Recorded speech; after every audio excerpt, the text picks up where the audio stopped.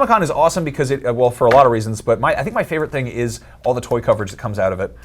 Sick, dude. But basically, it's kind of, in a sense, I would say it's for kind of nerdy high-end collector toys. It's sort of the E3. Yeah, I was kind of describing it as like a nerd museum because there's a lot of stuff that like you might never buy, but it's just so cool to know that someone's making it. Yeah, and there's Toy Fair where they unveil a lot of new toys, but Comic-Con I think is where they'll like card out stuff that's like for collectors. It's for people like us who are really just bad with money and idiots.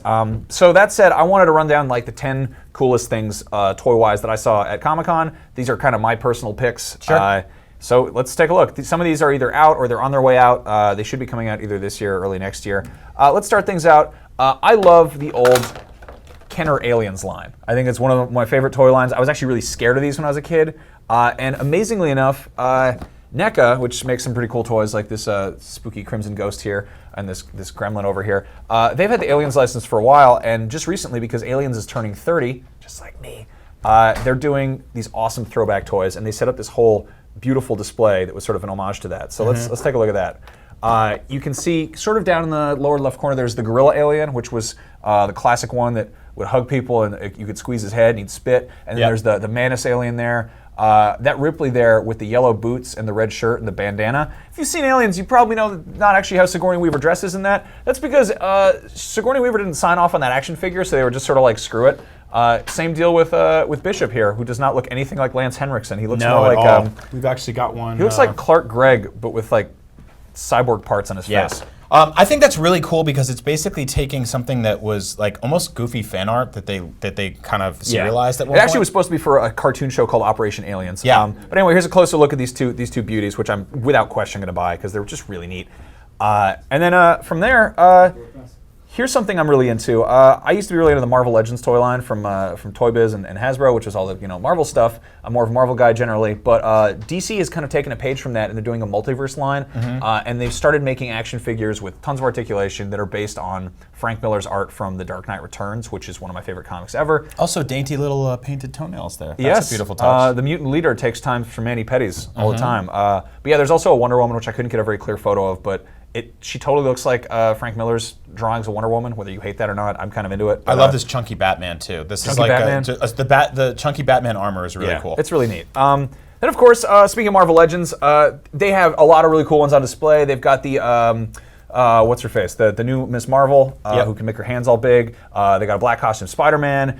They've got some ones based on the Netflix series. But I am a weird man, and I really just like this Disco Dazzler. This is of course. Alison Blair from the 70s X-Men comics. So how is that sort of magical? Is that clipped onto her wrist? Yeah. Oh, that's really cool. I love that. It's just a neat little effect, but I was really into that. And then this is something that I've been steering clear of Hot Toys because they're really expensive and really gorgeous, and they typically just do army builders and like main characters from Star Wars or really anything. They've kind of broken that rule, and they decided to make an incredibly high-end Gonk droid, which is of course. Gonk. One of those trash cans that people charge their phones on in Star Wars. Gonk, gonk, gonk. So do you know what something like this is going to run for? Because this is obviously like half the size of what they're usually going for, right? So I'm guessing it's probably going to be about 200.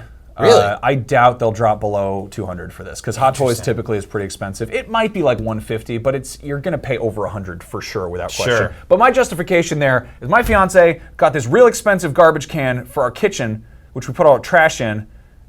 If she can spend that much money on a trash can, I'm going to get a small, cute trash can as a pet. I think I know exactly the trash can you're talking about because my wife and I had a very long conversation in a store. Is it the one where you tuck in all the it's so stupid. And it's got the little box to pull them out of in the back? It's really nice, but it's also full of ants because I never take out the trash. Anyway, Ninja Turtles, they're getting tons and tons of toys. What else is new? NECA has been doing these quarter scale figures, which I haven't actually seen up close really before Comic-Con this year, and they're just like nuts. They're like 18 inches tall, and they're doing movie-based ones. Which they look exactly really cool. like the rubber suits from the original films. Yeah, they're gorgeous. I love the ooze canister that Raph's got. Yeah. Okay, so moving on. Marvel Legends is also doing 12-inch figures. Deadpool comes with a burrito. I know he's all about chimichangas, but you don't wrap a chimichanga in foil. Is this the first like realistic burrito toy? Because that looks awesome. I'm so hungry. It's a really good now. one. They actually teased it the day before. I can't look at that picture anymore. All right, sorry about that. It's just before lunch. But yeah, it's a fun toy. Speaking of 12-inch, Dengar and Kurt Russell from Big Trouble in Little China, Jack Burton. I'm totally gonna buy both these. Are from Sideshow. They're really, really, really stupid, and I love them. More Ninja Turtles from Fig Arts. These are just really fun toys. And these I like that. I like that nice Italian tablecloth. Yeah, look at that. It's a traditional. What's going on with that pizza? Is that a pizza cookie? I'm not digging that pizza. Yeah, it's kind of weird pizza. These guys do some silly stuff with toppings and stuff, but I really like those melty pizza slices they're holding. Yeah, and then finally, Hideo Kojima unveiled these figures from his studio's new mascot, which is sort of funny that he did that. This is Ludens. He's that weird spaceman. There's a 1/6 scale statue that lights up. There is a 1/12 scale Figma, which is on the right here, and then there is a Nendroid, which is like a weird chibi version that comes in all these different colors, and it's like, damn, Those are the you ones are, with with the big heads, right? big goofy heads Yeah. and little funny faces. Chibi style.